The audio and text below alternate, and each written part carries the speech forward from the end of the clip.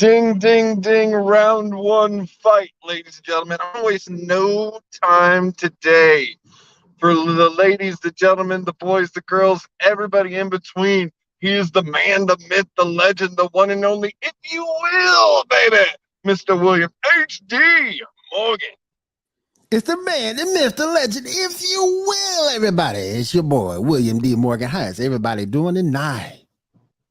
Dude, I am so good tonight because finally it is here. For 2 weeks, we've been talking about this. We haven't done a show in 2 weeks because we've been waiting for this. Yes. And ladies and gentlemen, you are in for a treat because the one, the only, the OG of pinball, Mr. Gene Emerson, Wait. We live forgot. on Pinball Network.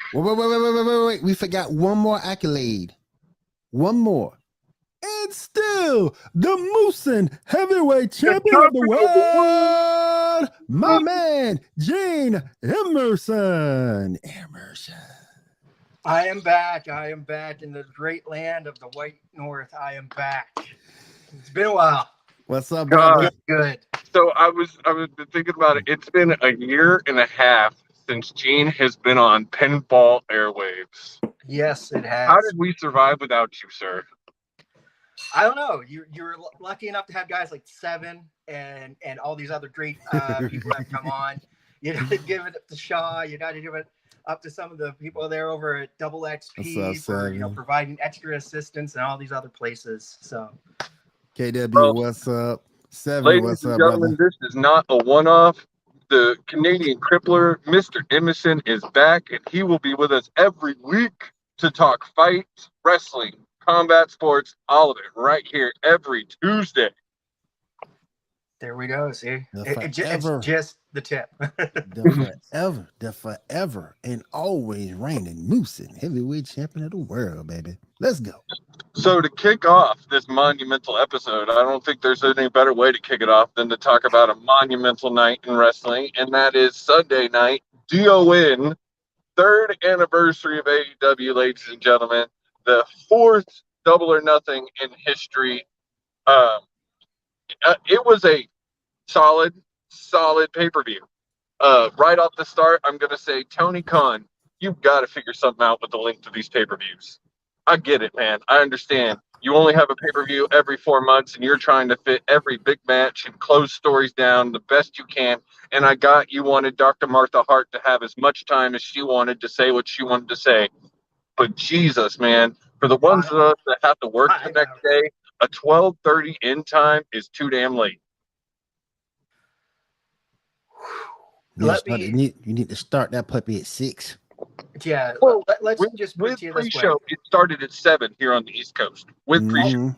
Now, over in my lovely neck of the woods, the pre-show didn't start till 8 o'clock. Damn. So then the pay-per-view doesn't start till 9, and it doesn't basically finish until sometime till 1:30 in the morning.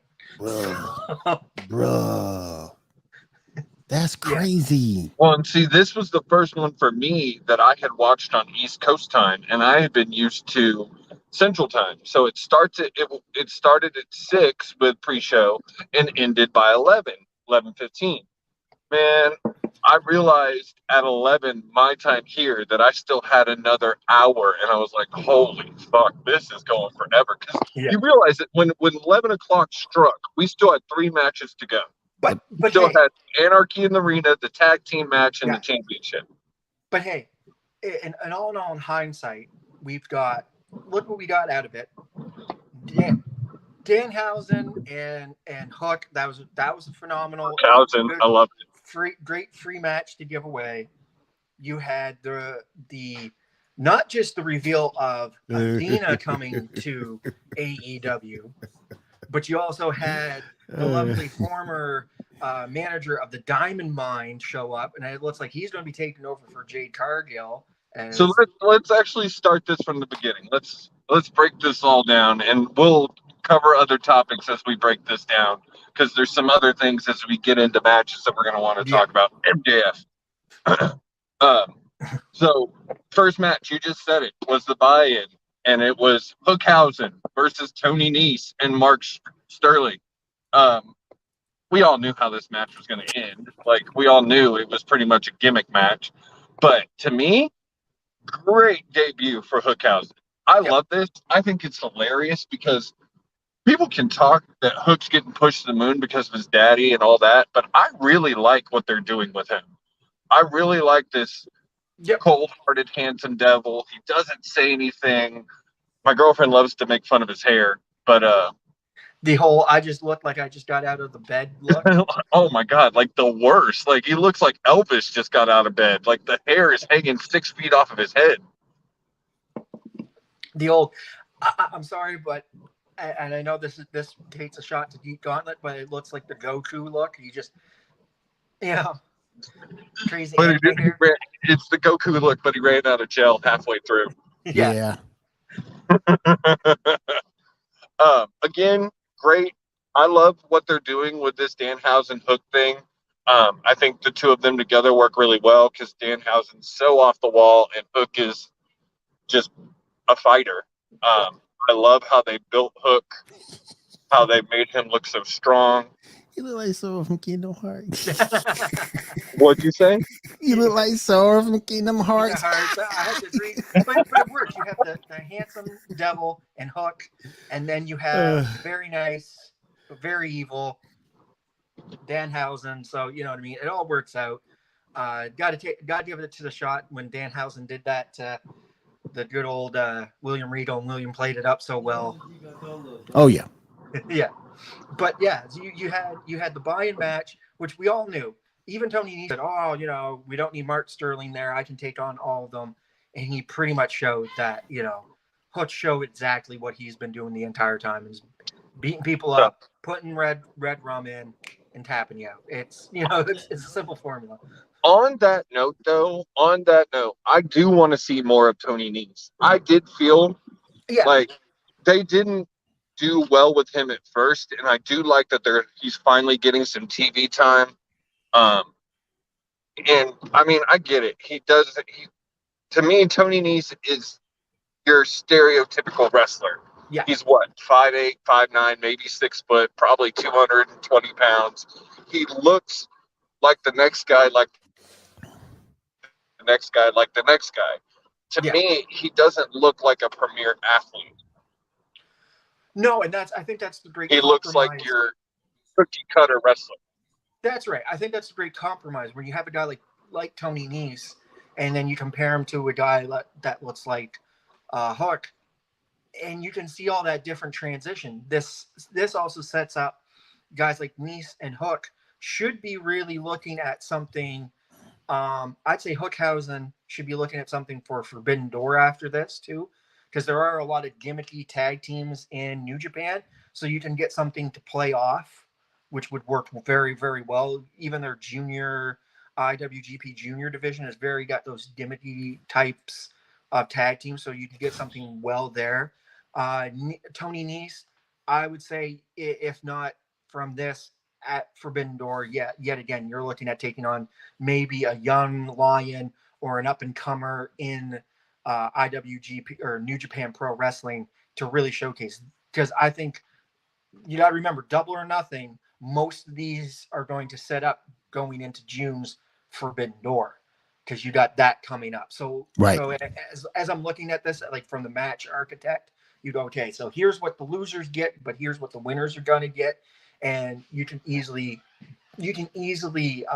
negotiate a better package when you look at two guys, or those three, especially in that match coming up for Forbidden Door. You're on mute, Josie. You're on mute. Yeah. You got Forbidden Door in June. I don't even know how I did that. Son of a bitch.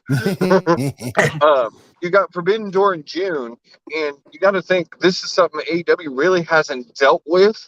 They've got Forbidden Door in June, back-to-back pay-per-views, and then not 3 months later, you've got All In or All Out. Yeah. Oh yeah. So Which you is really shit. gotta... If it follows protocol, we'll be back in Chicago. Well, they're right up Forbidden Door in Chicago. So I don't see them doing the double pay-per-view in Chicago. I think they will because Chicago to them is their second. Jacksonville is their number one market, Yeah. and then they wanted Chicago to be their number two. Plus, punch your I champion, so the market need to just be Plus, sick. your champion is from Mhm. Chicago. Plus, the market need to be sick. So So we'll And talk it about hit- that. We'll talk about that a little bit later because that also leads into Forbidden Door as well. Yeah. You know, Yep. We're gonna get into that more. The first match on the real card is one I really wanted to talk about, and that is MJF versus Wardlow. Before we dive into this match, let's talk about how we almost didn't get this match. This match. So yeah. So let's go back to Saturday.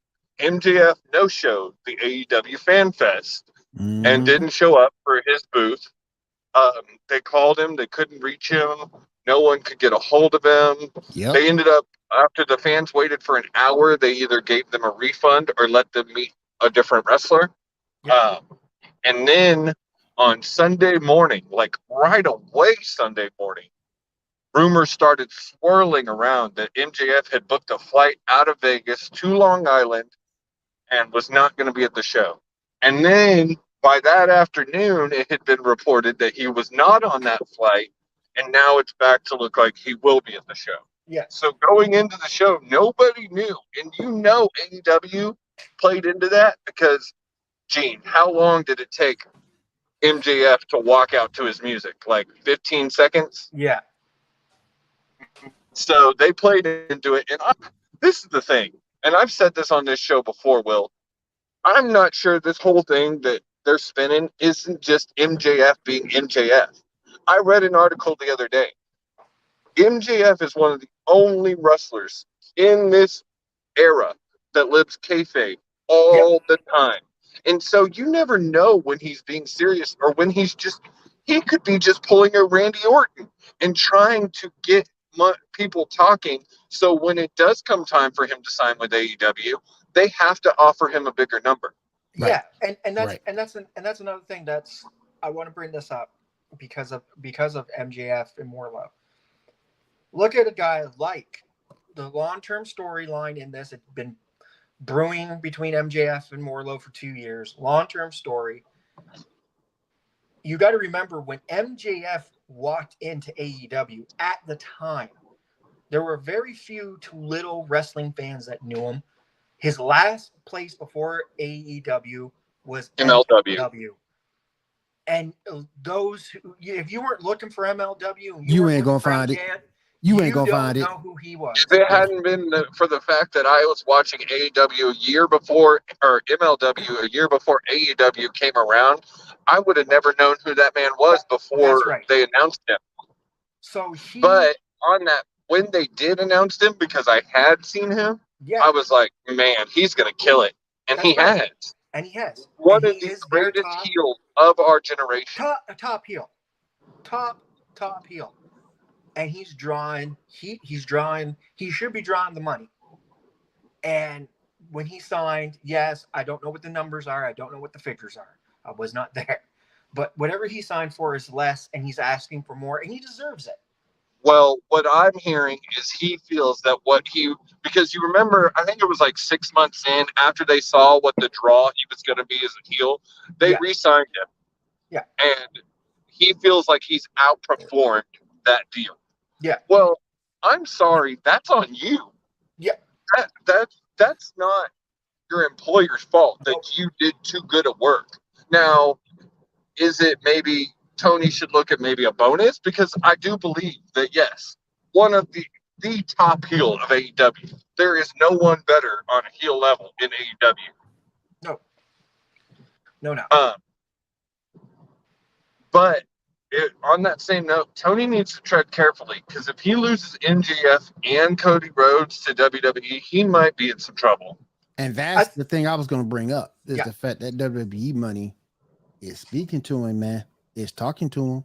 Yeah, but this is the thing too: is MJF's contract still has 2 years. It doesn't expire until like mid 2024.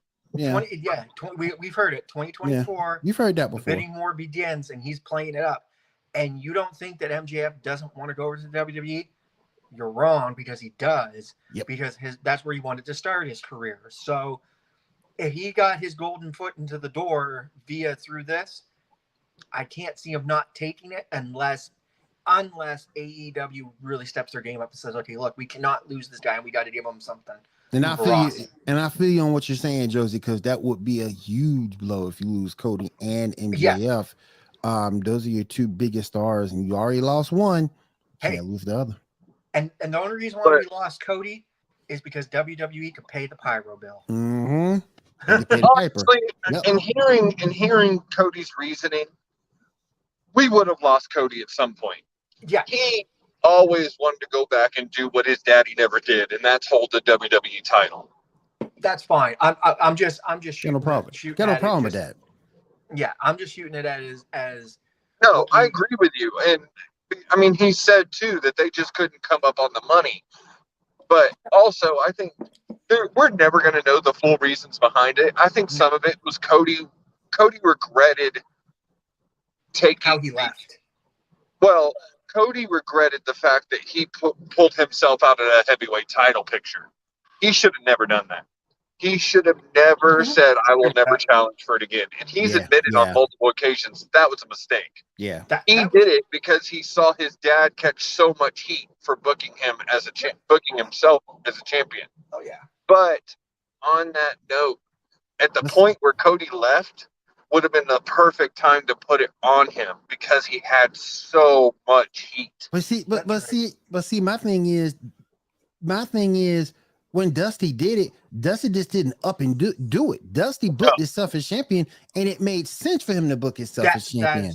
That is correct. It made sense. What I was gonna say, like he worked the storyline.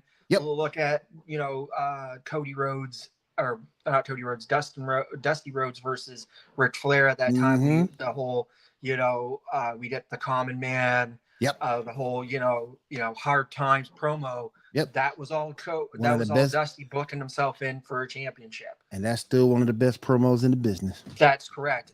But it makes sense. Yep, it made sense when he booked himself. Yep. Yeah. But back to that actual match, Wardlow versus MJF, and you already said it once, Steve. Oh my God, the storytelling here.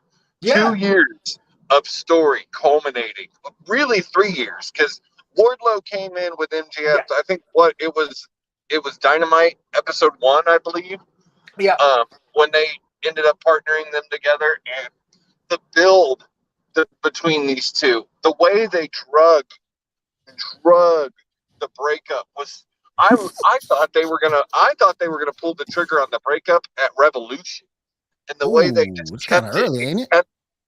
Kept it going, and they worked it, and they worked it, and they worked it, and then when he turned on Punk with the ring, like it was just, and then but it was a perfect way if you look at story wise, and then we got the whole dark side, the small little dark side of the ring. Well, I'm sorry.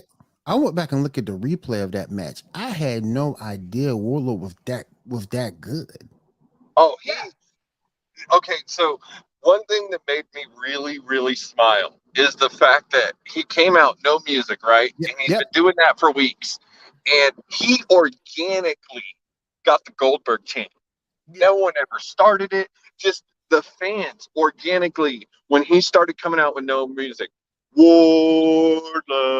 Yeah. Yep. And that to me was so epic because to me, that man deserves it. He's good on the mic. He's good in the ring. He's not going out there and having 20 or 5-minute squash matches to get 165 winning record. He's actually showing he's a good worker. And that's what I'm saying. Like, though, even if when you watched him on Dark or Dark Evolved, he was still putting in the time and the effort in a match. Yes, with some of the guys. Yes, we knew it was technically what they call squash, but he still put in all that work to get the work. So he's not doing like the Greenhorn Goldberg thing, just throwing in all his moveset and then not letting the other guy do anything. No, some of the other guys do get a bit of offense. There was a point where he wasn't letting them, but then he started realizing if I don't let them get some offense, then I'm just looking not as good and I'm not getting anything out of it. So you could see where his mind was learning. He got better. He didn't get worse. He got better. So yeah, And he got the for a big organic man, gold. something he's really good at for a big man, he tells an amazing story in the ring. He's really good at slowing the match down, and he tells some really good stories by just giving power bombs. Yep. The way he delivers his power bombs and the way he makes it reminds me a lot of Brock back in the day when Brock would just go power bomb crazy. You talking about Young Brock? Yeah. Yeah, young Attitude Brock? Yeah, Yeah. attitude. Okay, No, okay. Ruthless aggression, Brock. Okay. Ruthless aggression. Yeah. Ruthless aggression. I'm sorry. I'm talking about before his comeback. When after Heyman, the first time, when he was the good guy, right before him and Kurt started having the whole feud, when Brock was just going off on motherfuckers. Yeah. But I honestly think they built Wardlow great. And I could see him holding a title. He doesn't need to be the world championship. He doesn't need to be world champion yet. They need to put the TNT title on him and like let him carry it for a while. Yeah. Yeah. I think he needs to be like Jade Cargill with the TBS championship.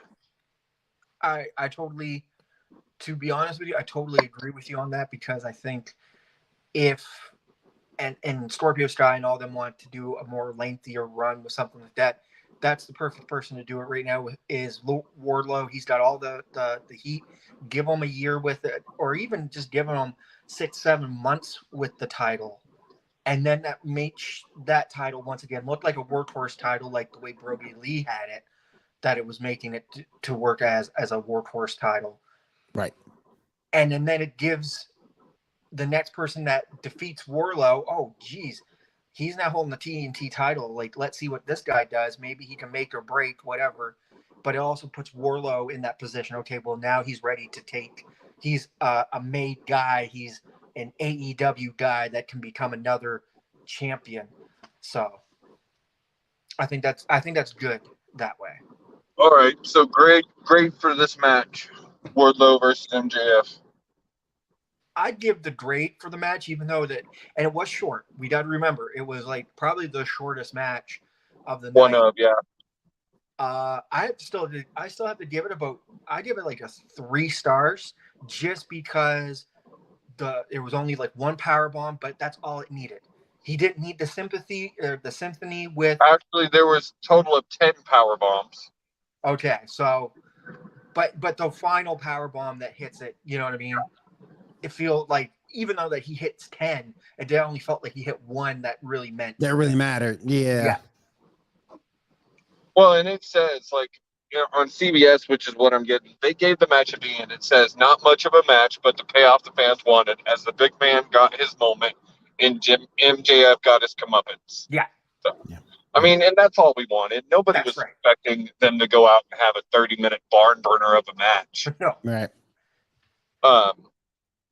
All right, so match 2. Elite versus Delete. The Young Bucks versus the Hardys. Will, no comments. I'm going to say this, and as an avid fan from the Attitude Era, and I will still say this though, it was very much a spot fest, but it was a very good. Did anybody think it was going to be anything else? If you went into that match and thought it was going to be anything but a spot fest, you drinking something, you smoking something. Yeah. But it was still. I mean, those are two of the biggest, spottiest tag teams there are. Yeah, but it was what I'm getting at is you had 2 tag teams that are technically sound, that do a lot of spots and know how to do it. So when you get something like that, we've seen Young Bucks and Hardys before in Ring of Honor, and it's the same type of match, and they do it well. And you're going, you know what, that was a spot fest, but you know what, I don't care. It was really good. And that's what we had back in the Attitude Era anyways, when you had Christian and the Hardys, or Christian and the Dudleys, or the Dudleys, Christian, and you know what I mean? So it, in some form of that. So to really see it, it was good. It was a great match. It's nostalgia. It's this generation versus the Attitude, you know, who's the one. It was a good match. I know Will just doesn't like the Young Bucks, so he's never going to say anything positive about it. It was a great match. It was exactly what you expected. It was a spot fest. It was not as good as Jeff versus Darby, um, but it was definitely a match I enjoyed. I will probably enjoy the second round because there'll be more story, more build up behind it. I feel like they rushed this one too much. I get it. I understand why they did, but it felt rushed. Yeah, but it was the right time. It was the right time. Timing was just perfect. You got the Hardys that come in when they did, and you had the Young Bucks being there. And to look, I say hindsight's 2020 on sometimes.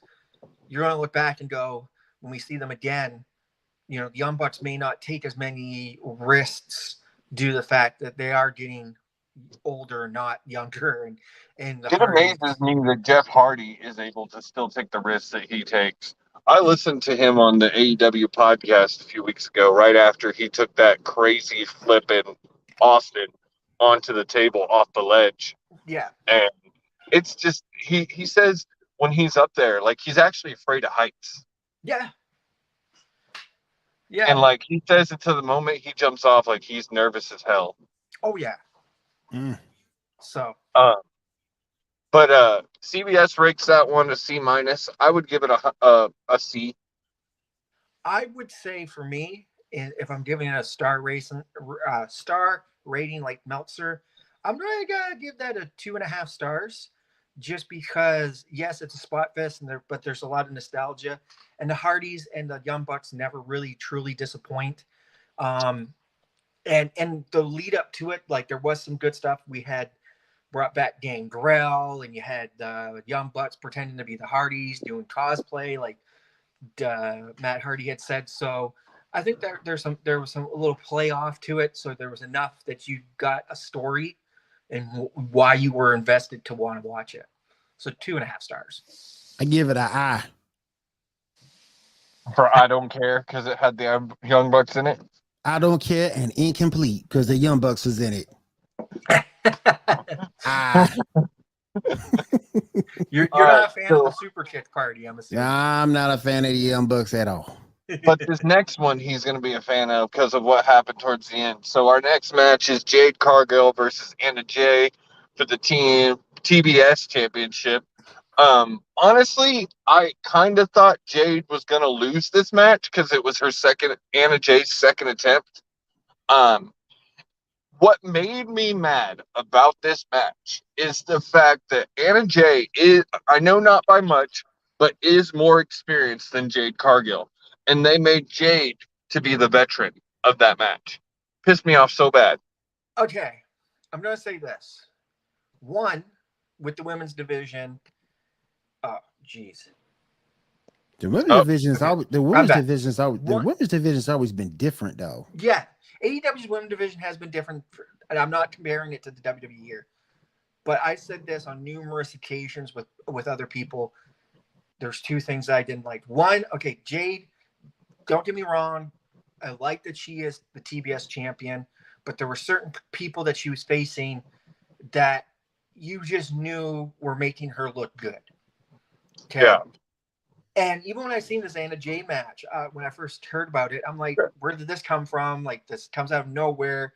How did Anna even get it? Like, if anybody deserved it, and I said this to my sister, I said, if anybody deserves to be facing for the title, and this was before they even had Double or Nothing, booked. I said, Serena Deeb needs to be in the heavyweight, or needs to be in the title picture.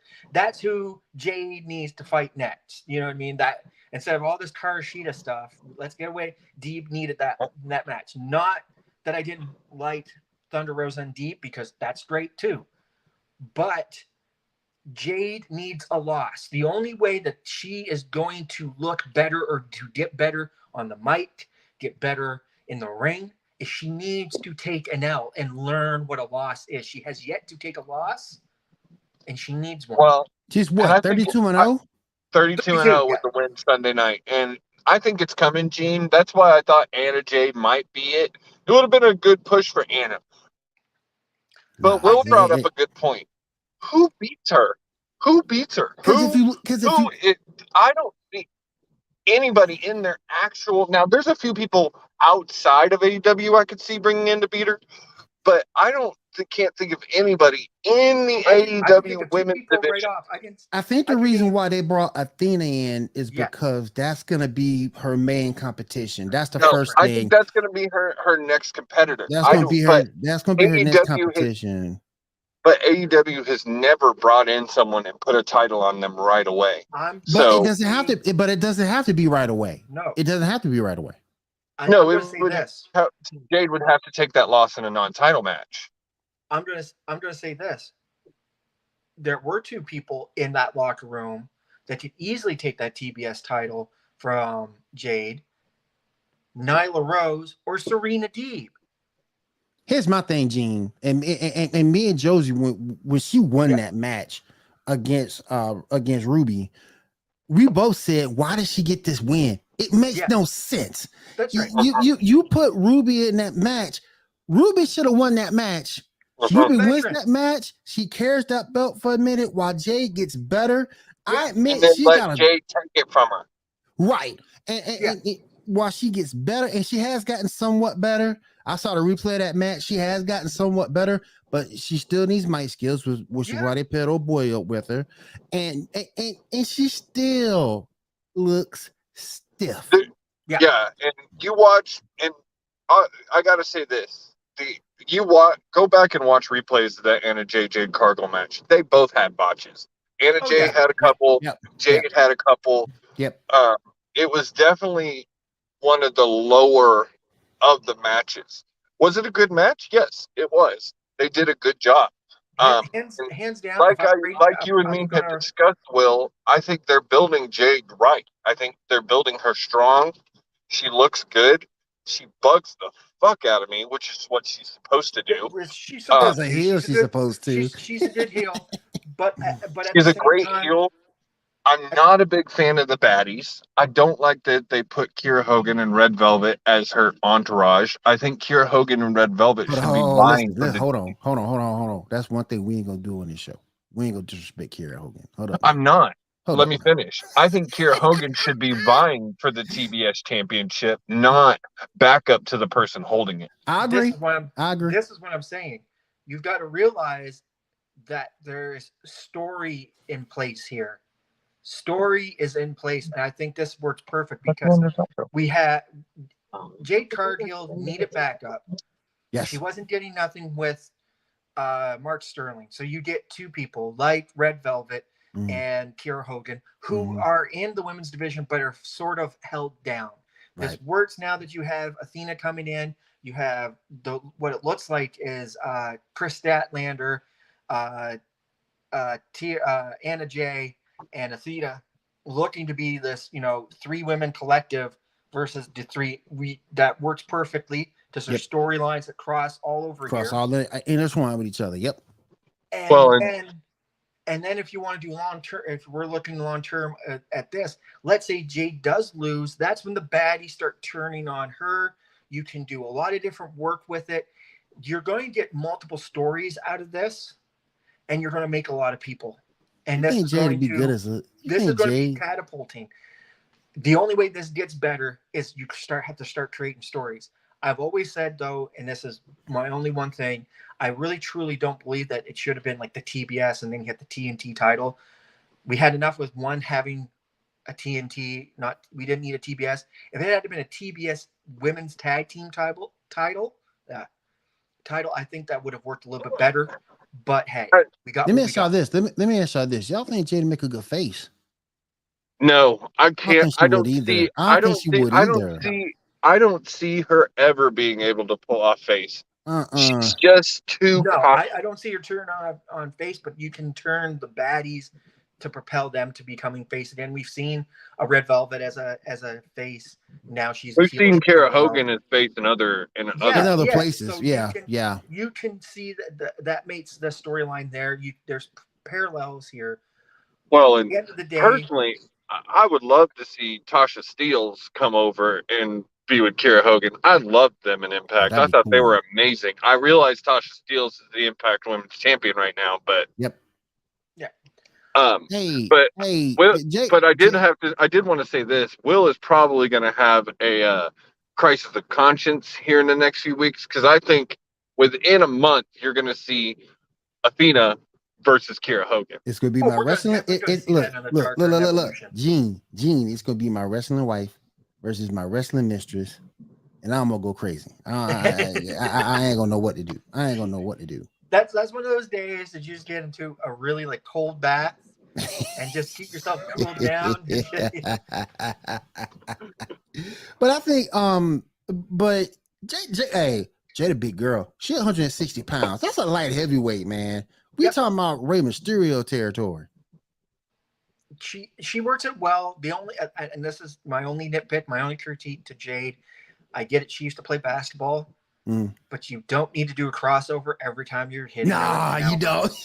But hell, I get it that's her little gimmick thing. Like everybody's got to run into the corner. Yeah, that's her thing. Yeah, I get it, but you like, ain't got to do that. We don't need to see you do the cross leg with an invisible basketball. You ain't MJ, okay? See You ain't Shell Swoops. Yeah. What bugs me about her is actually her taunt. I hate that taunt she does. I hate that. I hate that too. I hate that too. I hate that taunt. Oh, the whole thing where she turns her back and she flips her hair and Yes, in the hands. I hate it. So hey, but in any other, but I think in any other sport, she might be perfect. Yeah. If she had to stay playing basketball, yeah. For sure. Yeah. Next match, House of Black versus Death Triangle. This is another one that, I mean, I feel everybody wants to talk and say how AEW doesn't have stories. This is another one that this story has been building for months. Months since. This was so perfect. It was okay. I know the WWE right now is trying to do. I'm 7. Okay. I know WWE's trying to do what AEW is trying to do with House of Black. Over in the WWE, they're trying to do that with the Judgment Day. But you cannot cross parallels here. AEW, when they got Malachi Black, and Malachi Black kept playing from the eye injury that had happened in WWE, and he kept that gimmick going. And it's getting worse. Yeah, and it started off small, getting bigger, and just the small things from the whole spitting in Julia Hart's face. Julia Hart, yeah. To basically trying to put the rift in the Varsity Blondes, to attacking Death Triangle, and just the whole story. And then the buildup of House of Black in general, bringing in Brody King, bringing in Buddy Matthews. It just fitted so well. And then the piece de resistance, and I was saying this when I was watching it, and they were talking about who they were talking about at the time, and this was just before Varsity Blondes were like, oh, we're gonna have to, we gotta stick together, and we're gonna take on the House of Black. And that whole promo, and everybody's like, who are they talking about? I'm like, I looked over at my sister. They're talking about Julie Hart. That's who they're trying to talk to. They're trying to get her to wake up, and she's got to attack one of them and take them out. And we finally get it at Double or Nothing when it means the most. Out of nowhere, Julie spits the, black mist into Pac's face, and then that's it. Perfect piece to resistance. Now she's part of the House of Black. It makes so much sense. And I think going to propel her career, she's 20. She only can go up from here, and it's only going to skyrocket her. And shout out to Creative, because that name Death Triangle, I'm liking that name. Death Triangle rocks. I'm liking that name. You got to think of the people that are in it too. You've got Pac and Penta and Ray Phoenix, like some of the most creative wrestlers there are right now that can do things. I know most people would classify them as high flyers, but they can do it all. We all know Pac can work the mat. Yep. Well, and Penta works the mat better than anybody I have seen in decades. Shout out to everybody that was a part of that story to that point. Even the Varsity Blondes. You wouldn't have had that story without the Varsity Blondes as well. what they need, and this is perfect now that Julie Hart's gone, I would like to see the Varsity Blondes tap in to more of that Hollywood side and give them the edge. Turn them from baby faces, let them be heels, and give Brian Pillman Jr. a bit of his dad's gimmick and let him go unhinged. And I think it works. Well, we talked about you wouldn't know Brian Pillman Jr. unless you were an MLW fan before AEW. Oh, I've seen him before. I mean, some people have, some people haven't. But Doritos Locos.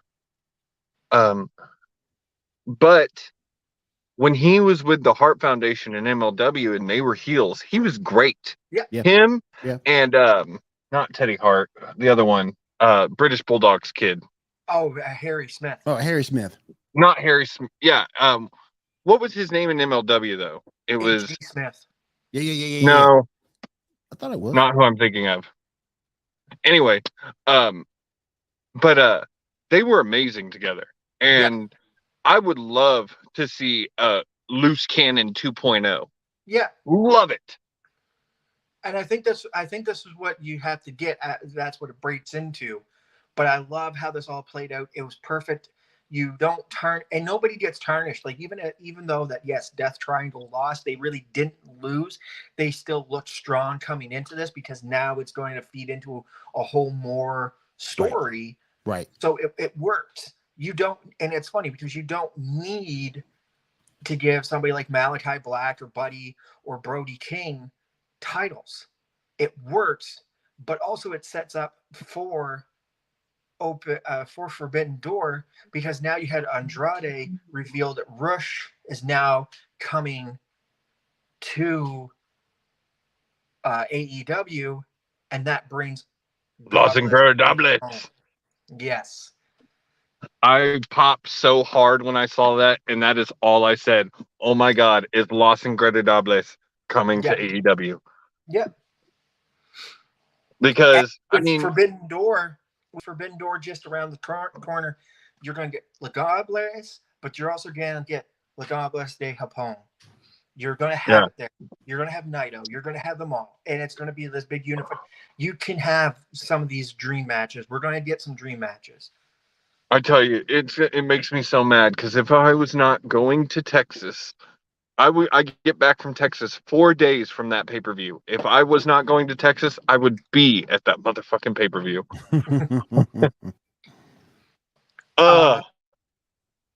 So next match was the finals of the Owen Hart tournament, which, Gene, we have not gotten to talk to you about this, but me and Will have had conversations about this. This was an amazing, amazing thing that Tony did.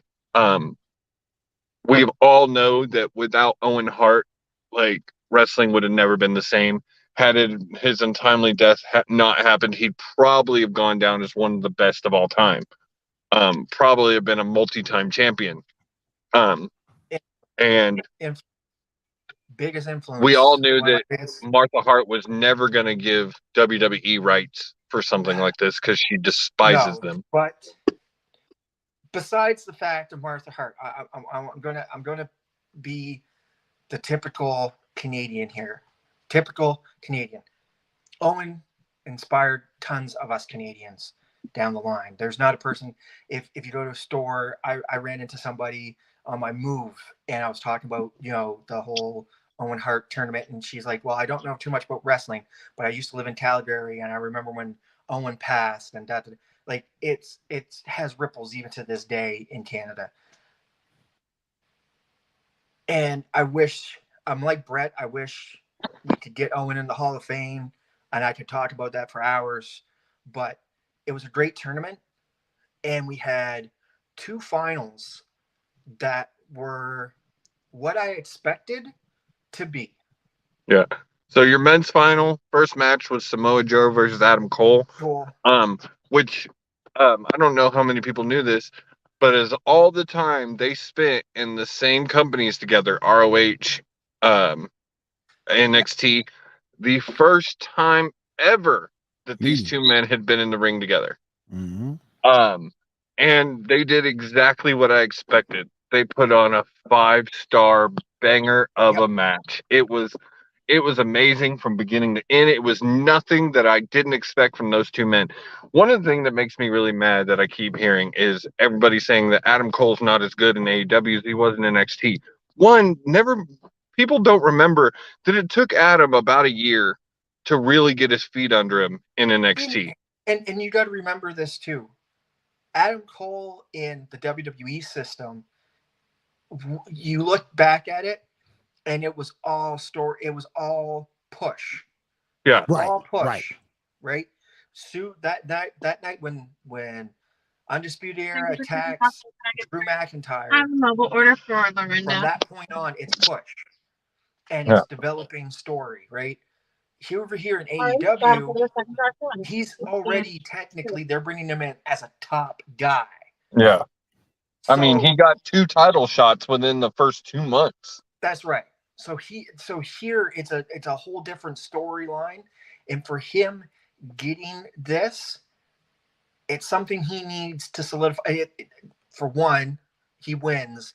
Now he's got this Owen Hart title that can't be taken away. They represented it as from the old Stampede. That was the big thing when I seen the title. I'm like, oh, it's the Stampede Wrestling Heavyweight God, Championship. it was so pretty. It was so pretty.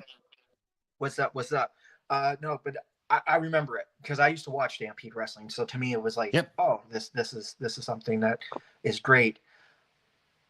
Adam's going to rub that into everybody's face, and this is where it's going to set him off. Like he says, that this is going to be something that he needs.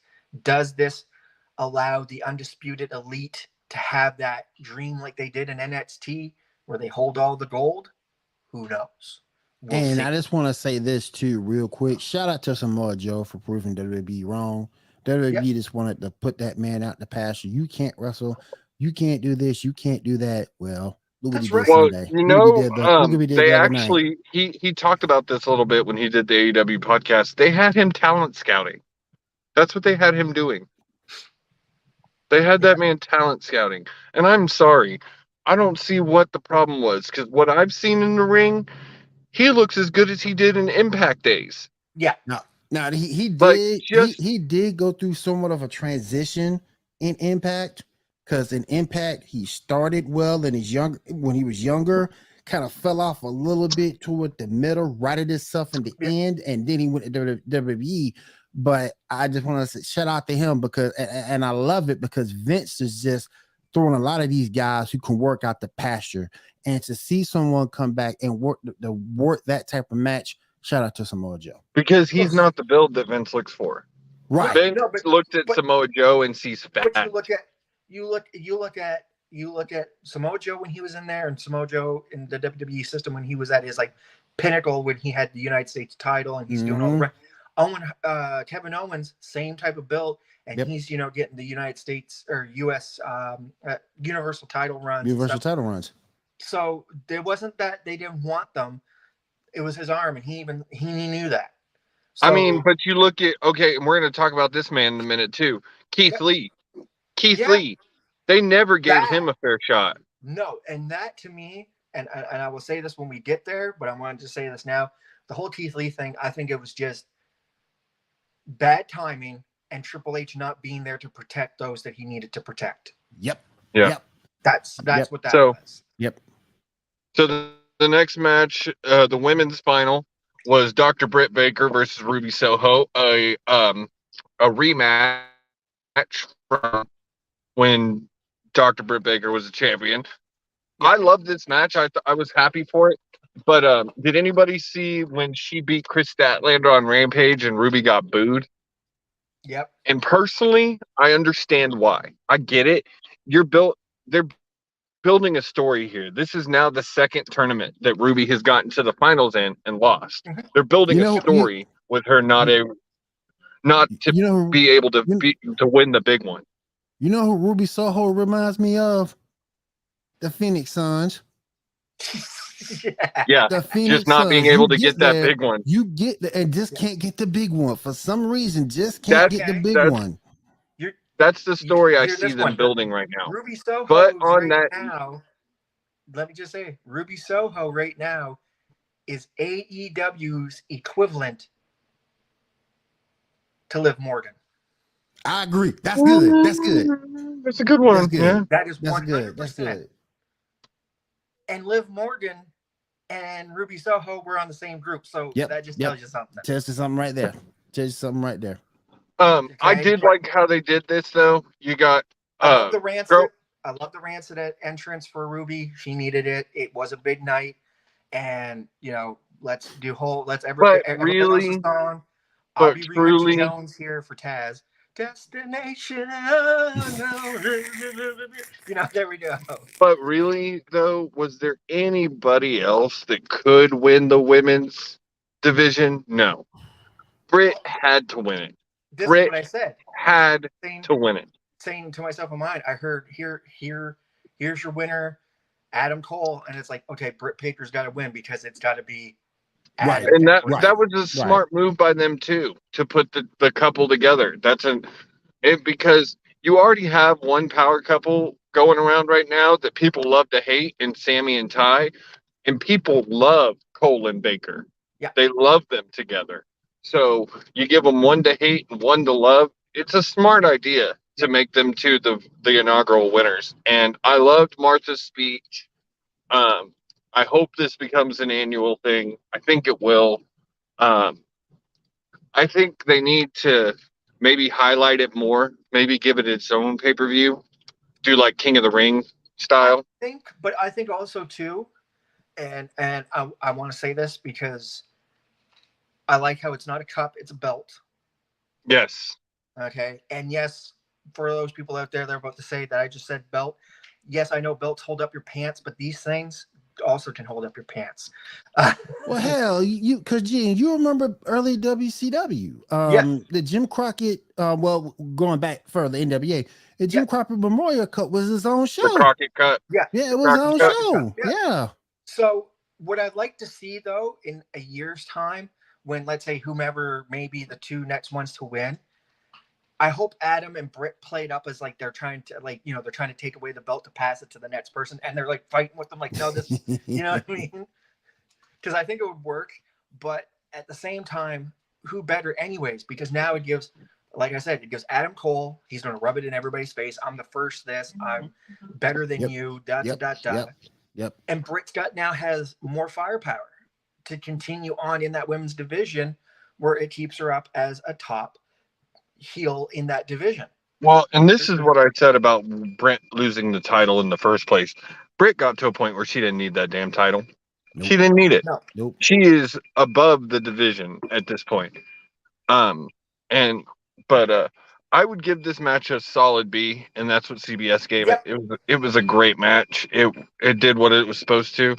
It's to me both matches. Adams probably would be like 3.5 stars, and I'd say Britt's is probably at 3. Again, because it's Ruby, and most of the time, like this is the first time I think in a long time that we've seen a fully healed Ruby Soho. Most of the time she got tape on her, or she's injured somehow, and there's a little bit of she still had tape on her shoulder. Yeah. At some point though, I think Ruby would get her just due. At some point, I think she's gonna point. She's gonna beat Britt eventually. At some point, she'll get her just due. Yeah. So this sort of goes back to the statement, because we're soon going to be getting into the women's title and whatnot. And I just want to throw the statement out there for people to know: it's not the title that makes the person; it's the person that makes the title. Yes. Thank you. That is so true. Look, you go back, all the greats, Rock, Stone Cold, they made those championships. Yes, great. A guy like Ric Flair. Even look at, if you want to just look at AEW, don't look at past. Look at AEW. Moxley made the AEW championship. Yes, Jericho gave it recognition, but Moxley's run. Moxley made it. Made that title. You had 3 perfect people back to back. You had Jericho, who gave it legitimacy. You had Moxley, who gave it, made that title mean something. And then you had Omega, who made it the most valuable thing in all of wrestling by defending it everywhere and anywhere. Amen. So you had those three, and I don't want to harp too much on Hangman's ability, but I do want to say it feels a little lackluster. I hope with what had happened at Double or Nothing that he can come away from this and be a better champion the next time. So you can hear a pin drop during that title run. Well, I think the big problem with that title run is he was coming off. Omega had such an amazing run, and there was nothing that Hangman was going to do to top that run. Yeah. And anybody who got put in that spot behind Omega was going to be seen as having a somewhat lackluster run, because Omega's run was so amazing. Right. Yep. All right. So next match was Scorpio Sky, Ethan Page, and Paige Van Zant versus Ty Conti, Sammy Guevara, and Frankie Kazarian. This match was everything I thought it was going to be. It was a clusterfuck. It was thrown in No, Tony even said it on his deal-in preview on the podcast this week. This match was added just because they needed to add a match, because they got the extra time of extra hour of pay-per-view so Martha Hart could say what she wanted. And it was only added to give Paige Van Zant her pay-per-view debut. Yeah. And I get what they're trying to do with Sammy and Ty, but I think I've said this on the show, I'm not a big fan of heel versus heel. And that, to me, there was no point to this. There was no point of putting Kazarian and Ty and Guevara together. This whole thing, like you said at the beginning, yes, was a clusterfuck, but it was like a clusterfuck. Okay, when we had the whole top team and Jericho, yes, that was a clusterfuck, but it was an entertaining clusterfuck. This was a non-entertaining clusterfuck, and it got non-entertaining when Sammy and Ty just basically were being downright disrespectful every time. Mm-hmm. And to piggyback off y'all's point, the thing I hate, and KW also mentioned it, the thing that I hate, when you have a heel versus heel or a face versus face with nothing on the line, what's the point? That's right. What's the point? And that was easily they could have put the AAA co-gender tag team titles versus the TNT Championship. The person who wins it walks out with all three titles. You could have done. And there was, I mean, now Guevara and Kazarian can't challenge for the TNT title. Why Sky holds it? Yeah. So they're barred from challenging for it again. So it means that Sky's moving on. Yeah. But it ain't really huge. It just didn't. To me, this match wasn't needed. The best part of it, to me, was seeing Paige versus Ty. Don't get me wrong, and I'm going to say this, don't get me wrong. The new belt looks nice. I'm not going to harp that it doesn't look nice. But do we really need to look like LA Lakers? Like, I get it, Scorpio, that you're a fan, but you know what I mean? Like, Kobe Bryant passed away, about a year ago now. No disrespect to Kobe. I like this. No disrespect, but I like no this. Disrespect disrespect to Kobe, but F them Lakers. But every title holder has had they haven't just changed the nameplate. They've changed the whole belt. For every holder. Yeah. Mm-hmm. And I like that. I even saw a guy today. They should start selling replicas of these different belts. Yeah. But anti-heroes. It's just like you can see a belt and be like, oh yeah, that's the belt Brody held. Oh yeah, that's the belt Darby held. Oh yeah, that's the one that Sammy held as his second championship. Yeah. Cena had the spinner belt. And I like that. I think it's a neat idea that they're doing. I hope they keep that up. I'm hoping they don't go spinner with the next. But on that same note, something I've also seen and I agree with. Do y'all remember when Miro had the TNT title meaning something? Yes. Like it was defended, and now hasn't been defended on a pay-per-view since last year. Please, somebody, please rescue the division right now. Okay, don't get me wrong, Scorpio Sky is great, but what they need to do is break up Ethan Page and Scorpio I thought Sky. that was Have about to Ethan happen a couple of weeks Page ago, go Gene. after that TNT title or something, because at this point, right now, the TNT title, it feels like hot potato or it feels useless. Well, It does and- not feel like your workhorse title, the title that is and- supposed to mean something. I think Well, now I thought when they brought that title in, it was going to be more like a de facto type of world TV championship when they first brought that in. And the way it Regardless, was being, even your go back to NWA Mhm. when you had a TV title, that's your workhorse title. Yeah, that's your workhorse title. WWE had the Intercontinental. Yep, Same and that's thing, what it's a and that's workhorse what I title. thought, and that's what I thought that title was going to be for AEW. And But now I you think- see it's not.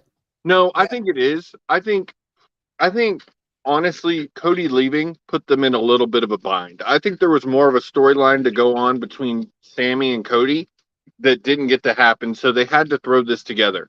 And then that made the title change hands a couple more times than they planned because they had to get Scorpio up to where Sammy was. Right. That's right, but I think And- I think at the same time though, there are guys in there that still like you could have Miro, Darby Allin, heck, some of the under guys that you have there, even put in, and I don't want to harp because I know he's in another story, but a guy like Eddie Kingston, you give him something like that, make it mean something. But see, Right. I think now that they've gotten out of this story they were trying to build with Cody, because remember, Cody and Brandy were feuding with American Top Team too. Yeah, That's true. That's true. I think that this is where this was going to go with Cody. And because Cody left, they had to swerve and bring in Sky, but it wasn't going to work if Sky didn't have as many wins as Guevara did. So they had to do some hot potato. But now that this Guevara feud is over, I think Sky is going to bring back some legitimacy to the TNT title. I think Hope you're going to so. start seeing it being defended more and Hope being so. taken seriously again. Hope so. All right. Next, we're getting through the end of this. We're almost done. Kyle O'Reilly defeats Darby Allin. We don't even need to talk about this. We don't even need to talk. This We match was another We one of don't. those matches that We don't. was That put was on just there put because they together. needed to save time. Yep. It We're gonna skip performed, that. it did everything that it was supposed to. Does it just keeps setting up a storyline between the Elite and Darby Allin. We're gonna skip that. Thunder Rosa versus Serena D. Solid, I saw this match. solid match. I mean, saw Solid this, match. I saw this match on replay too, and I ain't trying to hate on Thunder Rosa. I love Thunder Rosa, but I still kind of thought Serena Okay. should have won. Can I just at least say this? We got two things out of this. The lovely bad promo from Thunder Rosa. We finally found out after 30 years where in the world is Carmen Sandiego. That's Yes. Thunder Rosa. Yes. But here's the funny, and here's my second harp on Thunder Rosa. I love her. Great that she's champion. She's got to learn. She's got to go to the school of hard knocks for promos. Jake the Snake Roberts is just down the hall. Sit underneath the learning tree, please. So then it When made your me music mad though. goes on, that means your mic goes off. See, the thing that made me mad though, and don't get me wrong, Thunder Rosa, like I said, Thunder Rosa is great. I love Thunder Rosa. She's Yeah. awesome. Don't get me wrong, but I just thought Serena Deeb, A, needed it more, Yep. and B, it would have solidified her more. And yes, he would have knocked Thunder down back to being the hunter instead of the hunted. But she wouldn't really lose in that situation because No. Serena Deeb is so renowned everywhere she's And you're been. talking Serena Deeb, the professor. You built her up Yes. this entire time. She's Yes. taking on rookies. She's beating them in 5 minutes. And then she takes on Thunder Rosa and nothing. That's Well, what I'm and saying. I think I do believe Deeb will be a champion in AEW. And maybe not the world champion, maybe TNT champion, but I do believe. And I think you said it when we were talking about Jade. Personally, if there is one woman that I would believe could beat Jade, it would be It would be Deeb. deep. Yeah. It would be deep. Yeah. Yeah. And if I'm Deeb, if I'm Serena Deeb, I'd be probably taking that little bit of swerve, cutting in line ahead of Athena, beat Jade Cargill, and then you set up for a better match with Deeb and Athena. Oh my And God! Talk about a dream match. You have to, and I think we've seen that before. If memory serves, you have to go a little bit back, but I think we've seen that before in Shimmer. We're finishing up. Yep. I think we've seen that before in Shimmer. I have to look it up, but I think we've seen that before in Shimmer. But So regardless, I think that works that way if I'm Serena Deeb. But like I said, I've never Serena seen it, Deeb- and I would love to see that match. Yeah. I So have to look that up. the next match, there's 3 matches left. The next match is Anarchy in the Arena. Personally, I don't feel like there's a lot to talk about here. To me, this was just Stadium Stampede with a different name. Yep. It was not as good as either of the first 2. Okay. The reason for that is because they didn't do it in cinematic style. Yeah, and that Live action. I understood it. I understood that it probably wasn't going to be, but it just didn't work. Honestly, I don't think it was just that it wasn't cinematic style. To me, it didn't work with the competitors. Yes, No, JAS is the perfect person, especially because Hager and Jericho have been in every one. They needed to be in it. I didn't agree with Moxley, Bryan. I know Kingston and Santana and Ortiz. Personally, to me, bring in the original LAX. Bring in Homicide and Hernandez. And let them be in that match. That would have made it better. I didn't think Moxley, I got why they brought them in, but to me, Moxley and Bryan had no business being in that. Okay, so here's the thing out of this. I'm looking at it from story-wise. We had one of the best promos ever come out from Eddie Kingston. My demons know how to swim. Jericho, you've got me drinking again. You got me back in this. You know what I mean? Great promo. Hands down, 100% one of the very best heartfelt promos I felt from Eddie Kingston in a while. And he repeats it at the end after breaking the bottle. Hey, Jericho, you got my demons swimming again. You know what I mean? It's just... Yep. So, and all in all, you got Eddie Kingston, you got Ortiz. It makes sense why they're there. Eddie's friend is Moxley. He comes up and he shows up with Danielson, and I get the tension. It's perfect. The Combat Club and Ortiz and Santana and Eddie don't really trust anybody. They're lone wolves. They trust themselves. Yes, I agree with you, Josh. If you had the original LAX, it would have made a lot more sense because all those guys are all connected. Mm-hmm. But for what the story needed to be, it works because, again, Bryan Danielson, Mox, and I will say Wheeler Yuta, even though he wasn't there, Wheeler Yuta, that Blackpool Combat Club needs some legitimacy, and there is a gripe between William Regal and Chris Jericho, so it makes sense. You put anybody with Jericho, there's probably a history. Right. So it truly is, and it is what the bill is said. It's anarchy in the stadium. It's pro wrestling versus sports entertainers. Did I like that the JAS won? No. But do I understand that the reason why they won? Because the story was perfect. Man. They basically, Eddie started going unhinged, and Bryan tried to reel him back in and couldn't.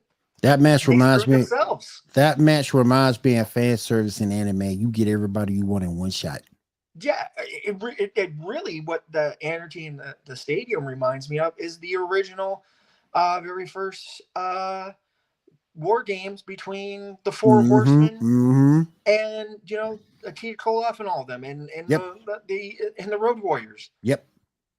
Massive anarchy in the stadium. You got all the top workers on the card in war games. All of them. Yep. Yeah. All right, so our next match, it was the tag team titles. It was Swerve in Our Glory versus Jungle Express versus Team Tabs, Haas and Stark. Personally, I was really happy for this match. I love Swerve and Keith Lee together. I think they're amazing together. They work so well together.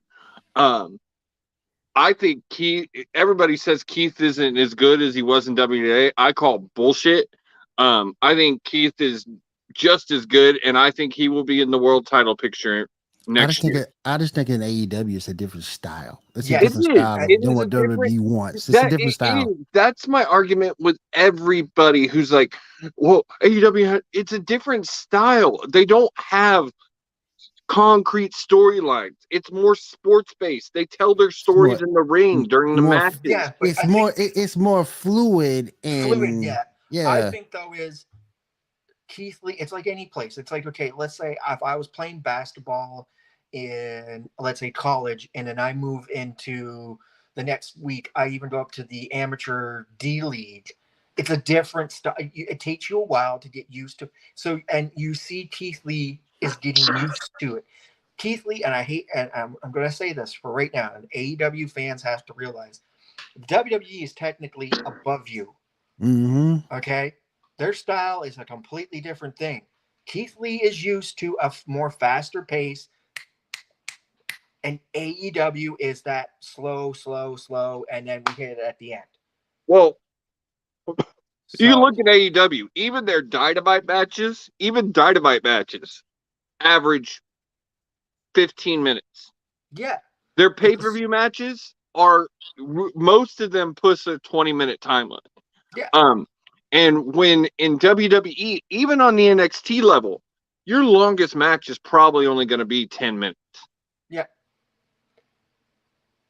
It's a very different style, because and people who haven't wrestled or haven't been around this as long don't realize how much different working a 10-minute match to working a 20-minute match to working a 30-minute match to working a 40 to working an hour-long match.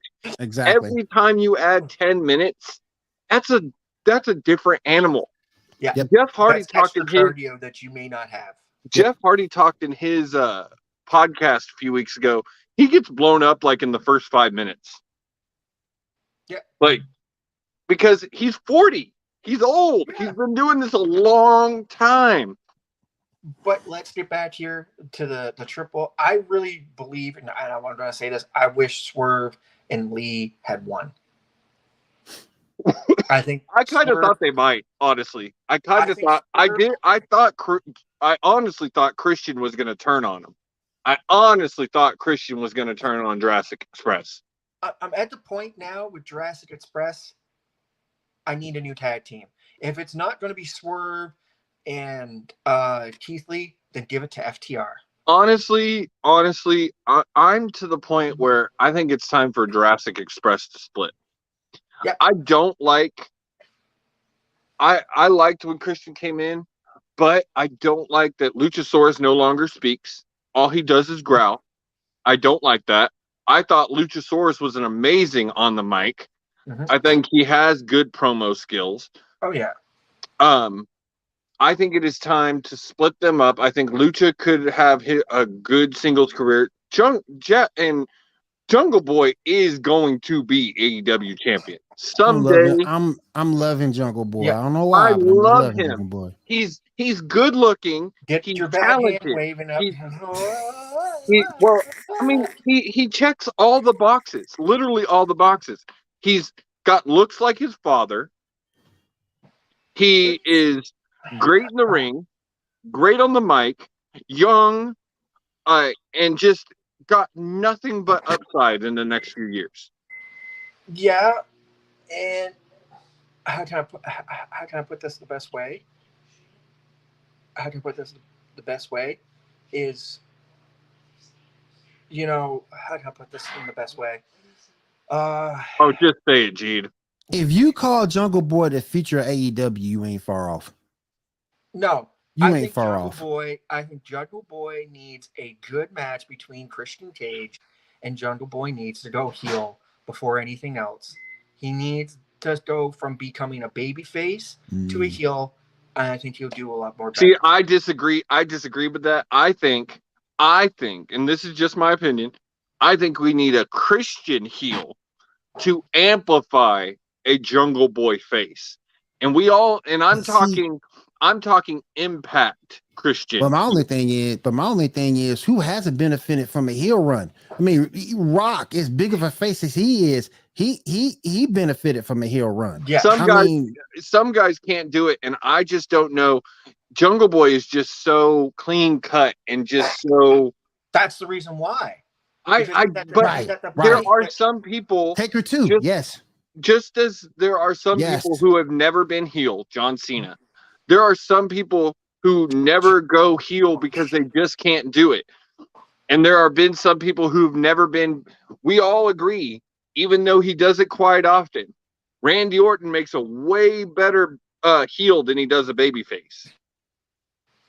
I agree with you, Tony. I agree with you, Seven. He will. I think he would kill it as a heel. I would love to be proved wrong, but I'm not sure he could pull it off. I could see Lucha more as a heel than Jungle Boy. I can see that too. I can see that too. One of the two, but I would more want to see Jungle Boy heel, because at this point he's getting to it's almost like John Cena. You know, I can't see me. I had enough with this. Do you know what I mean? You can't see me. I'm doing all this right here. Yeah. Then he'll give the fans the middle finger and go heel. So off of that, we talked about Swerve in their glory. Again, Swerve is also one that I think is just the sky's the limit in AEW. He will be champion. They're building him up. He's still new. We all know that AEW loves to take their new guys and stick them in tag teams. Yep, and I think this is good for Swerve and both for Keith Lee, and I think you're going to see where this pops off. I think you can feel that they're starting to go. Like, Keith Lee's never done a heel gimmick. Oh, that'd be cool. I would love to see Keith as heel. I'd love to see that. Swerve has done a heel gimmick before. I think this is where it's going to lead to. It's going to be, you're going to get a more gritty, grimy Keith Lee, and I think that's what we need. What if they did him and Swerve? What if they brought back a version of Hit Row? Something like that. You know what I mean? That'd be cool. That'll work. It'd be really cool. That'll work. All right, so here it is, ladies and gentlemen, the one everybody's been waiting for, the final match of the night, the championship match, Hangman Adam Page versus CM Punk. If you don't know how this one turned out, you've been living under a rock. And your new AEW World Heavyweight Championship of the world, CM Punk.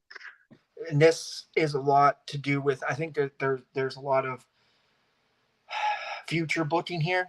Like we were talking. I don't even think it goes that far, Gene. The true reason I believe that this title is now on Punk is the Warner Discovery merger.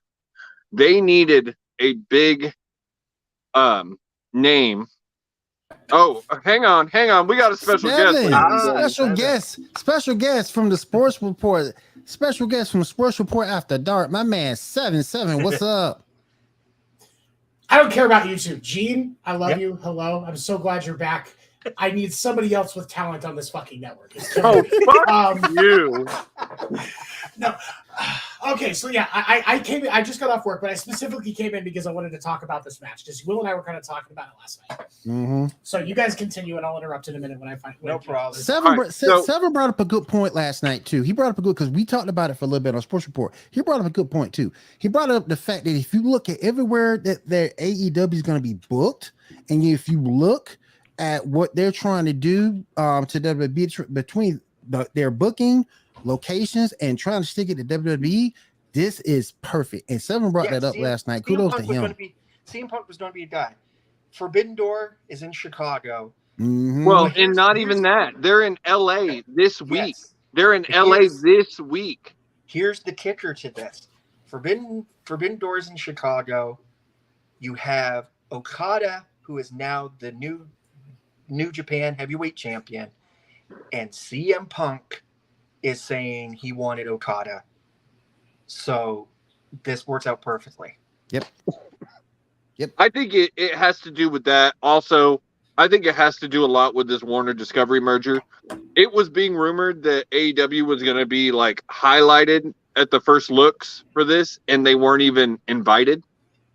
And they needed someone like Punk who was going to get them in the sports pages, get them on the sports shows, get them. They needed someone to start building. They needed him to take that role because even if you're not a wrestling fan, you probably know who CM Punk is. Facts. That's and here, and this is my thing, because with WWE right now, Stephanie's taking a leave of absence. Triple H is gone. There is there's blood in the water over there. Something isn't right. Something's going on. Hey, AEW Mr. Emerson has got to take off. He's got to go get ready, go to sleep. We love having him. He will be next week. We've been on here for an hour and a half.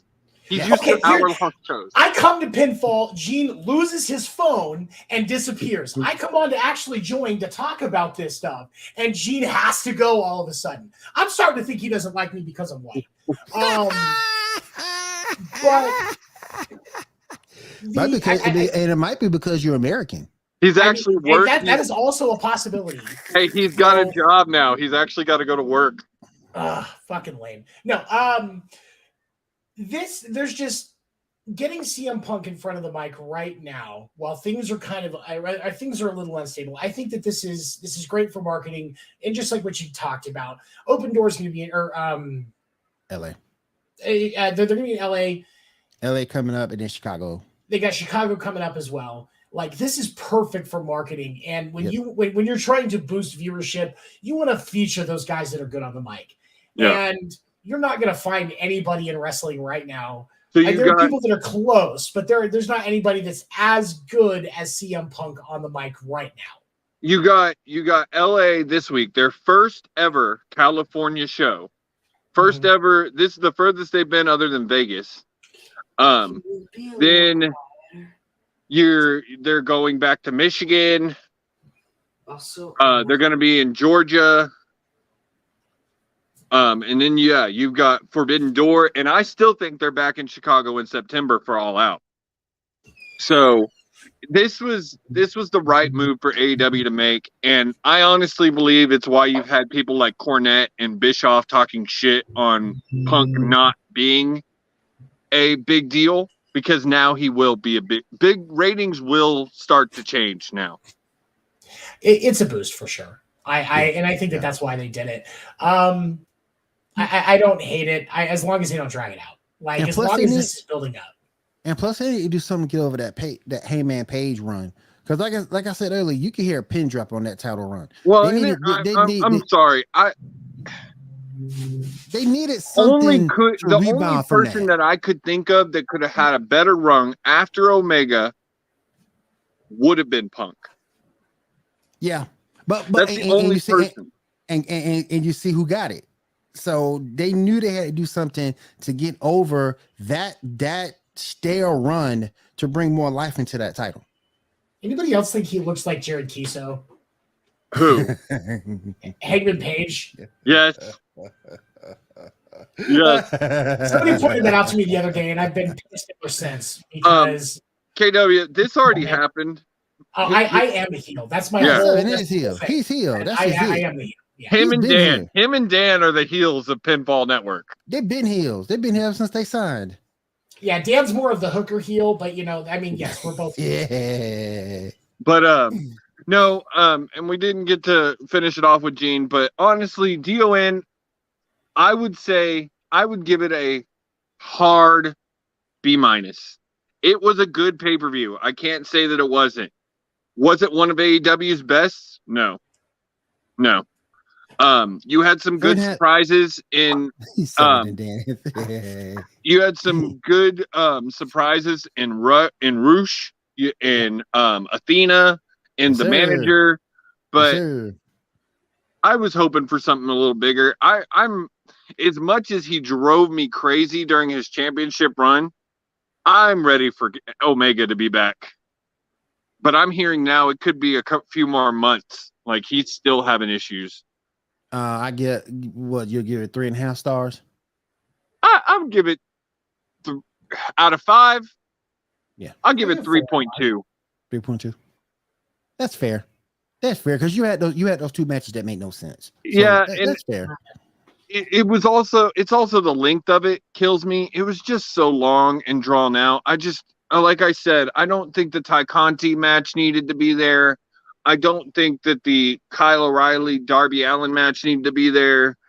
But I've watched WWE pay-per-views that were a lot worse. So Fair. All right. And anything else we need to finish up with, guys? The only other thing as far as wrestling I wanted to talk about is we kind of mentioned it here or there, but we didn't really dive into it. Stephanie McMahon stepping away from her duties in WWE. Is this a sign that they are about to sell? I say yes. Yeah. It's just like we was talking about Will last night with the CM Punk thing. Mm-hmm. There's something up over there. Yeah. And I don't know if and it could just be that she's stepping back to help Triple H. Because obviously he is now Josie's saying he's back at now. I saw a report the day after she announced that he is back at work full time. They've got to be close to selling. That's the only thing. But I'll say this too. But let me say this too. She has children, so that could weigh a little bit into it too. Her children are older than needing to be home. She doesn't have babies. They're all preteens. Mm. My thing is, this is my thing. If they're about to sell, you don't need the chief brand officer. You need the chief of operations in his place to complete the sale. You don't need the chief brand officer in her place to complete the sale. So she can go ahead and take a leave. Triple H has to be there to finish the sale with Nick Khan, and then he steps down. We'll see. Definitely. It's interesting for sure. I do think something's up. I've been saying for over a year, I think WWE is selling, and this to me is a huge sign. I could be wrong. I wouldn't be surprised if I'm wrong, but to me, they have been setting up for this for years. There has been rumors that it was the whole reason that Nick Khan was brought in was to get them ready to sell. I said first quarter. Now I'm saying by the end of 2022, WWE is no longer owned by the McMahons. There's too many sides saying it's coming. I can't say when, but I think it's coming. Yeah, I think it's coming too. And then the other question I wanted to ask real quick was, we just talked about AEW and the pay-per-view and all that, and everybody's heard all these things. Is AEW really in trouble yet in the fact that their ratings really aren't increasing? People really want to talk about the fact that Rampage ratings are staying around the 500s, and Dynamite is rarely breaking 1 million. But are they in trouble, or are they just in a point where it's kind of plateaued and eventually they're going to start climbing again? Well, I think it's kind of stalled out because people don't consider them the new kid on the block anymore. Standards have gone up for that company. And so far, I don't think a lot of fans think that they've met those standards as of yet to increase that viewership. Well, what people are looking for is them to appeal to the casual fan. And I'm sorry, AEW is not for the casual fan. No, it is for but that's a detriment. Fan. But that's a detriment. I understand that, but I don't think I do get that. I don't see that being something they're going to fix, though. Here's the thing. I think that the CM Punk thing is going to help move things in the right direction. We'll probably see a little bit of an increase. But to sustain that, they need to do it. I understand that AEW is not fully for the casual fan. We all know that. But they can still do more to bring some more in. I don't know if that's going to be through marketing, or maybe they page out of WWE's book and expand what they mean by entertainment. Well, they as far as looking at music or videos and stuff like that. But they've got like 6 or 7 wrestlers appearing on this season of Carpool Karaoke from AEW. Hobbs, Jungle Boy, MJF, Ruby Soho, Britt Baker, Adam Cole. And then you had Adam Cole and Britt Baker on Bar Rescue a few weeks ago. Jericho's been doing a few shows here and there. They're starting to get them out more into the popular entertainment world. And I'm sorry, I still think that what they need to continue to do is still bring up and develop their own guys. Definitely. I think And that's I another think, thing that'll help them too. and I think you're seeing more of that this year than you've seen ever before. Yes. It took time, and we talked about this on this show many times. You had to have the Moxley and Jericho and Omega and the Bucks. You had to have those guys that people knew for a while. But now you do have guys like Darby and Jungle Boy and MJF and Sammy Guevara, and the list goes on and on of their homegrown talent. So it is time for some of those bigger names to start taking a step back. And I think you're starting to see it. John Moxley was in a mid card this year, this pay-per-view. Yeah. Jericho as well, mid card. Yeah. It's just, I mean, it's kind of one of these things where you're pulling the names that they pulled in from AEW are getting less, and their homegrown talent is getting more. You just kind of have to slowly work it in, because you've got to, for the wrestling fans, you want to still have something to pull some of them in that haven't jumped ship yet, because some of those are hardcore WWE marks. They're not. They're going to hold on like it's the Titanic For completely dear at 90 degrees. The thing about it is some of those fans will go down with the fucking ship. Absolutely. Some of those fans will go all the way down. But you can still, for marketing purposes, have a couple of those names, because, especially with Jericho, Moxley, and CM Punk, those are relatively known names. Well, and I read something this week. Paul White officially had both of his hips replaced, and is looking to get back in the ring.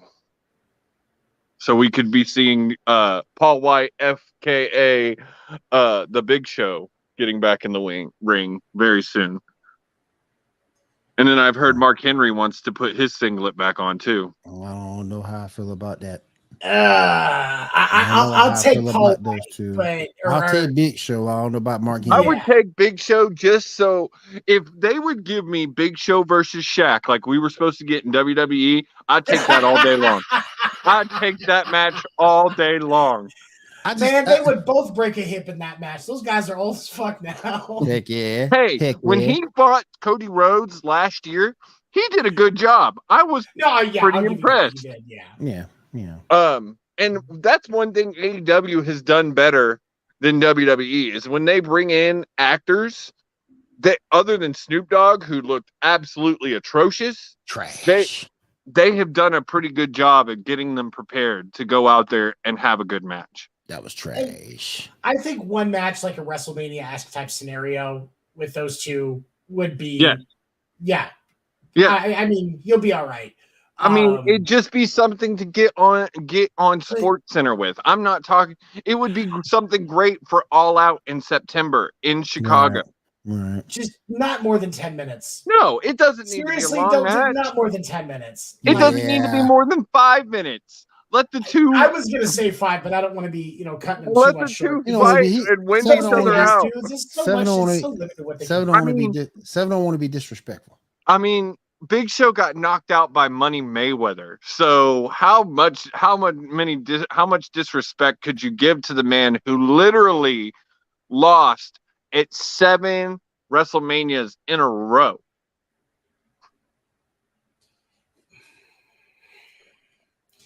Yeah, but that's the thing of it is still for me. I don't mind watching big guys go, but they can't. It's not in a disrespect to them or in any way body shaming, but they can't do as much as far as it depends. I mean, no, not the big guys of that era, but you got guys like Keith Lee that can do.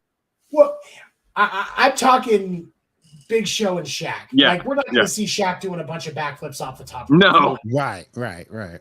So I'm just saying, if you're going to do it, that's fine. Just don't, we're talking about with some of the matches that were a little long.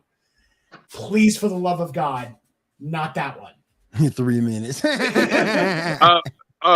know what we need to bring back, Will? Just 3 minutes. 3 minutes. Get Just Eric Bischoff to do the. Did I say 3 minutes? Nah, what we need to bring back within them 3 minutes, HLA. Oh my God, that's never coming back. Never coming back. Here's the thing. The easiest way to force Vince McMahon to sell WWE would be for the cult of Twitter to decide that he's done and start bringing up all of those videos and that old shit from the Attitude Era and the end of that, when you had the broad panties matches, HLA matches. Like, I mean, there's a WrestleMania, I think it's WrestleMania 22, where they had the Bud Light pillow fight girls, and they literally did a pillow fight on stage. Yep. Bring back HLA. Hashtag HLA. But Bring I back. think that is, I think that HLA. covers all of the fight news for this week. Put it on your Twitter. Put it on your Facebook. Hashtag HLA. Do Will a favor and bring back HLA, even though it's never going to happen. It's not going to happen. Never going to. This world is too politically correct. It's too politically correct for that now. There are so many. There are so many. You imagine there are so many individuals that would just have a fucking aneurysm. Yes, oh my god! Of that stuff. Like, oh, holy shit! The LGBTQA community would just destroy have that. Like their minds would literally explode. As someone who's in that community, the minds would literally explode. Dave Chappelle would be sitting there going, do it. Come on. Get them off of me for a minute. Do it. Hell, these snowflakes nowadays got so mad. Charles Barkley came and said they got some big old women in San Antonio anymore. He's had that joke running with the women in San Antonio for fucking forever. Years. Then TNT gets a letter saying that he had to stop it. I mean, come on, man. It's true. And I don't think we're going to see Chuck. I don't think we're going to see Chuck in pregame stuff anymore. I think he's done. I think once his contract is over. This was the last year of his contract. Yeah, he's out. You think he's done with TNT? I think he's done. I don't think he's going to do any of it anymore. I think he's done. I think he's done. They're going to have to take somebody. They're going to have to replace him. Probably Draymond Green is my best guess, but they're going to have to replace him. Which is a shame because of that. The economy between him and Shaq is really good. Because Pat Bev. Because I don't know. I don't know that Draymond's done, but I think if Pat Bev had the right broadcasting, I would love to see Pat Bev. If they bring in Pat Bev, they need to bring back Kenny Smith. But yeah, and Kenny would come back. But I think if you see Pat Bev come in that place, because you give him the right offer, because he's about done anyway. He's not going to get in the ring. He doesn't have a shot. Nope. So you give him a chance. He spent too much time in Houston. He did really well in the ESPN spots, outside of the one where he was talking shit on Chris Paul and he got called out by everybody. Outside of that one spot, he's done fine and he's actually really good. So I think that he would do well in that role. And no Dwayne Wade. Can't be Dwayne Wade. He's not. I did 7. This is the first chance I had to talk to you. I wanted to bring up. We were wrong. Justin Verlander has brought it back. Dude, he is fucking killing it. It is killing ridiculous. it. Like back, like this is like rookie season for him. Like I think I saw he's like 3rd in pitchers right now. All right, guys. Number 1. He is first in wins. I don't know. I don't know when you factor in all the other stuff, but he's tied with first for wins right now because we were just talking about that yesterday. I mean, and I know y'all like get on to me because all I do is talk about Houston, but I saw that and I was impressed because I honestly wasn't sure if this wasn't going to be Verlander's last season because I didn't know how he was going to come back. You never know. You never know how a guy is going to come back from Tommy John's. You never know how that's going to come back. Mm-hmm. And he missed 2 seasons. That's a long time for a pitcher his age. He's killing. I think we get at least a few more years out of him. Now that I've seen this, definitely. And I follow his brother on Twitter too, and his brother does a great baseball podcast, Flipping Bats. It's really good. But even Ben was saying, like, you guys, I don't think you guys realize what's about to happen. Like, he was saying it was coming, and lo and behold, Justin has done extraordinarily well. Now I just what I need is for Chris Sale to come back and do the same for Boston so that they can put Garrett Whitlock in the fucking bullpen and fire Ryan Brazier out of a cannon and hopefully take out New York Yankees with him. Now this is what I was gonna say. Every year, people say the Astros aren't going to be good this year. They lost so and so. Where are the Astros? Number 2, motherfuckers. I don't know. They didn't send me the sign for where they were going, so I couldn't pick it up. I mean, but the Yankees have gotten busted for doing that now too. So is Boston. So we could just drop it. Oh no, because you see, Houston was the first one that was caught, so they're the ones that get the brunt of it. Because we got railroaded, and you know it. Look, it's maybe a John Gruden situation, but for Major League Baseball. But at this point, I don't give a shit because fuck the Astros. All right, guys. If there is nothing else, Judge, you want to take us out? No, apparently not. Apparently, Judge don't want to take us out. 7, thank you for joining us, my friend. Sorry, I'm back. You good. Yeah, I know we all need to get out of here. We all got to go work tomorrow. This was a lot longer show than I planned on. Again, we are so glad to have Gene back. 7, thank you for joining us. Mr. Morgan, as always, sir. Guys, we thank y'all for sticking with us. Join us next week. We'll be talking about all the recaps from this week's Dynamite, Raw, everything that goes on in this crazy world of wrestling and fight sports. We will have an update on UFC. I'm still trying to find us a UFC guy. But join us next week. Make sure you tune into the Sports Report on Mondays with Will, 7, Gene, and Dirty Dan. Then stay tuned for After Dark with 7 and Dirty Dan. Check out Winter Meetings Sunday with Craig and 7. And Stephen Weaver, former Yankees pitcher. Yes. Yeah, I was going to say, and you never know when the former Yankees pitcher is going to pop in. So make sure you check that out. Check out Double XP on Wednesdays and then the Geek Gauntlet on Saturdays. Guys, thank y'all for spending your time with us. Y'all have a great night, and we'll see y'all next week.